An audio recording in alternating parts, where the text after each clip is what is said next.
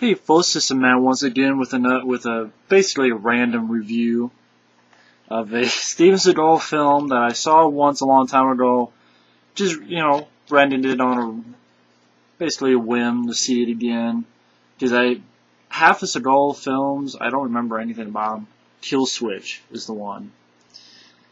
Now, I know I have some subscribers who are fans of Steven Seagal. Hell, I used to be a fan of Steven Seagal. In a way, I still am. I have a lot of Seagal films. Hell, if I put my thing over here, look, I have some Seagal DVDs. Some because, I don't remember them, and maybe I'll review these one day. But I like Out for Justice. I like Hard to Kill. I like Above the Law, Under Siege. Even The Glimmer Man, and even some of On Deadly Ground.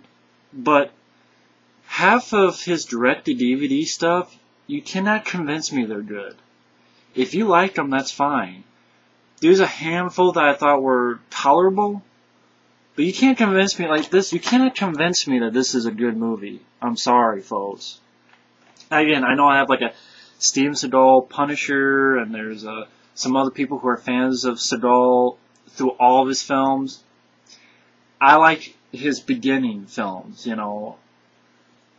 even some of his middle, like The Glimmer Man and Under Siege 2, but I kind of like his direct-to-DVD stuff. I kind of like Urban Justice. I kind of do. Let's see, Belly of the Beast and Into the Sun, I think are tolerable. Not great, though. But this is a terrible movie. This sort of makes me, it's sort of a good example of why Seagal has lost it. And no, I did not think he was good in Machete, because he had nothing to do. Most of the time he's in front of a damn computer screen like I'm doing right now. Okay, long story short, you would think this would be a good movie because it's a simple story. Seagal was a cop in Memphis, there's a killer going around, he has to go find him. Okay. I like that. It's a simple plot, straightforward. It's not, a lot of times in his direct-to-DVD stuff, he has the problem of these overly political, CIA, the FBI, the NFL, the NBA, the ESPN, the ESP, like 3, 4, 5 plot twists. And they're trying to make the story so convoluted to make you not think that it's a boring movie. In which case, it is a boring movie. When it's straightforward, okay, that works. But this messes up in so many ways. Okay, people are like, do you hate the film entirely? Again, there's an aspect of, okay, the plot, it's been done 100 times, but simple plot, basic, okay. Also, there's certain moments of that sort of Seagal. What I like about early Seagal is his viciousness. First off, he can fight. He can do choreography. He can do his own fight scenes, but also he really beat the shit out of people. Like, he didn't just punch and kick them. He would, hardcore is what I keep thinking of. Like, he hit, in this one, there's like 2 or 3 instances. One, he gets a guy, slams him down on a table, so he's like this, and just beats the shit out of him, hits him, and so by the end the guy tried to pull, and he pulls some of his teeth off into a little sort of banister table.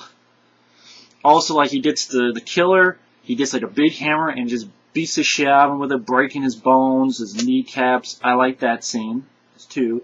And 3, there's yet a different sort of bad guy he deals with. And like, he has a little knife fight thing and he's able to slit the guy's throat, practical effect. That doesn't save the movie. Why? Okay, first off, Seagal has, long story short on the plot, starts off with, you have a girl who has like a bomb. Seagal knows that he's trying to help the woman. He knows that the killer's watching, gets to the one bad guy, and basically beats the shit out of him. Like, the guy came, that's a problem with Seagal films. I didn't have a problem with it earlier on, but later on, Van Damme, Stallone, like, they let the bad guys beat them up a little bit. Here, though, it's like Seagal just wastes them entirely, not even giving them a chance, not even a lick of chance. But okay, he's being the shit out of the guy. And this film is laughable. Because, like, he's able to find out here what wire to cut, able to figure out, they save the girl. He kicks the guy out the window, right? You know how sometimes, like in back in the Van Damme days, which I like, they do the alternate cuts, meaning if Van Damme goes, Phew! It's like, yeah, yeah, yeah, but it's like different angles, so like he'll punch someone, or kick someone, you see an angle from here, a cut from an angle from here, and a cut from an angle from here, so it's like he hits the guy 3 times, but really it's once. And I don't mind that. Some people hate that, but I don't mind that. If it's 2 or 3 times. But when he hits the guy jumps through the window, it's literally like they do that like 6 times. Literally, it's like, and then like for a bit I thought it was done, and then they did one more time. You gotta be fucking kidding. If you see the movie, you know what I mean. It's just like 6 or 7 times replaying him going through the window. Like, once through a couple angles, and again through a couple angles, and again. It's like the whole thing goes around like 6 times. I'm like, are you seriously supposed to be taken as serious? But the guy's still alive, and he gets put in jail. And then basically Seagal has to chase this killer down, the grifter. And he has this Memphis accent, which is horrible. He does not do a good job with it, because it makes him sound goofy. At times, it's hard to understand what he's saying. And, you know, Seagal should not try an accent. Let me put it that way. And all the time he says, Lord have mercy. Lord have mercy. I'm like, my God, man, I don't want Seagal. I don't want to hear Seagal like this. I really don't. And what was the one example of Seagal's ineptitude in these direct-to-DVD films is that a lot of times his voice, someone else dubs his voice at times. Even in this movie, it happened. Certain times in the movie, like, is that Seagal's voice? And at times it isn't, because it's someone else dubbing his voice. And it happened in Attack Force, and then it happened a few times in Submerged. It's happened a few times. There's no excuse. In today's age, there's no fucking excuse. You can't make me think otherwise. It never happened with Dolph Lundgren in any of his recent films, or Van Damme, or Stallone, or even any of Schwarzenegger. The only Schwarzenegger is probably Hercules Goes Bananas, his first fucking movie. But, like, none of these guys, Gary Daniels, Martha Costas, they didn't do that. It's ridiculous. There's no excuse, and Seagal had done it multiple times. Just shows if he doesn't care, why the fuck should I care watching it? So it's, you got laughable scenes, like the guy jumping through the window like 6, 7 times, they redo it. And, like, Seagal has this story that they flash back to where he was a kid, and I think it was his birthday, and a kid who was there. I'm not sure if it was brother, I didn't give a fuck.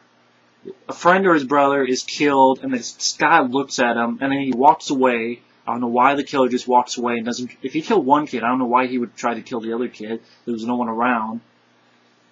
And he replays that, but really, it goes nowhere with it. So, like, they introduce it, I guess, to give him a history, but again, they really don't do anything with it. You got Isaac Hayes as a coroner. It was nice to see Isaac Hayes there. You know, of course, I think this is one, not his last, but one of his last films.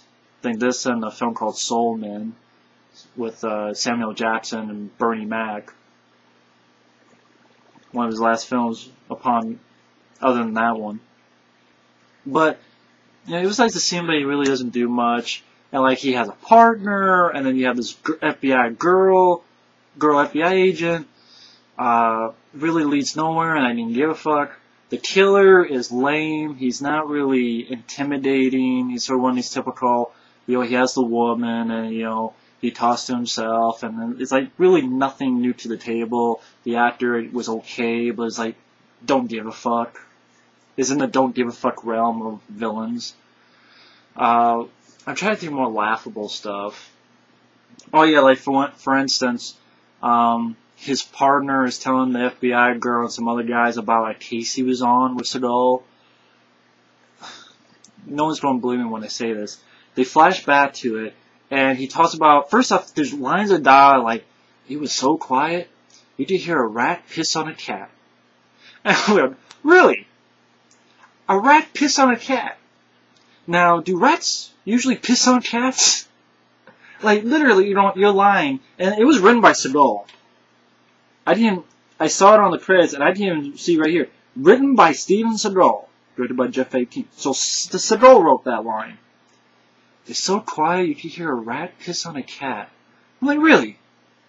Rat pissing on cats? I've never seen that. I never knew a rat would piss on a cat. Even if you switch it around, I don't think a cat would piss on a rat. I don't think any... That's not even the worst part. This case is they find a cannibal in the sewers eating a fucking clown who holds an arm to them and says, does this taste funny to you? I'm like, Seagal actually wrote this, in which these guys find a cannibal eating a clown.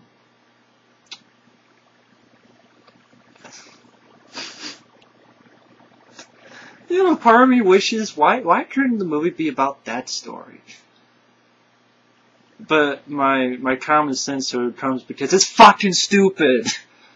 It's fucking dumb. And I'm like, okay, this guy is pulling her chain.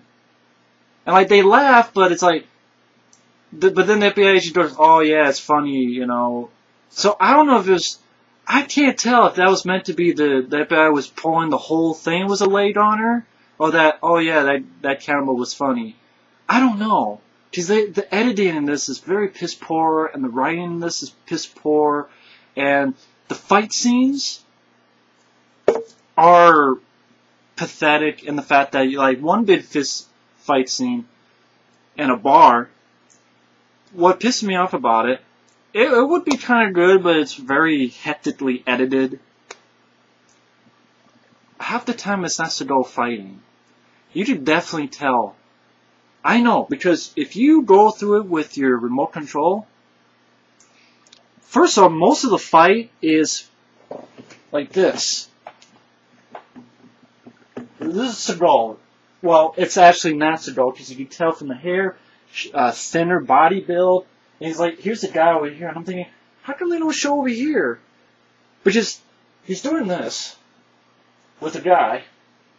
Then, from time to time, it cuts to a close-up of his face. Not looking at the camera, but like... And then it cuts to this. And the thing is, it's like, you know, I'm trying, like, you can't see his face, but there are moments we could catch. So, like, okay, the camera would be like here, trying to mask his face, but then sometimes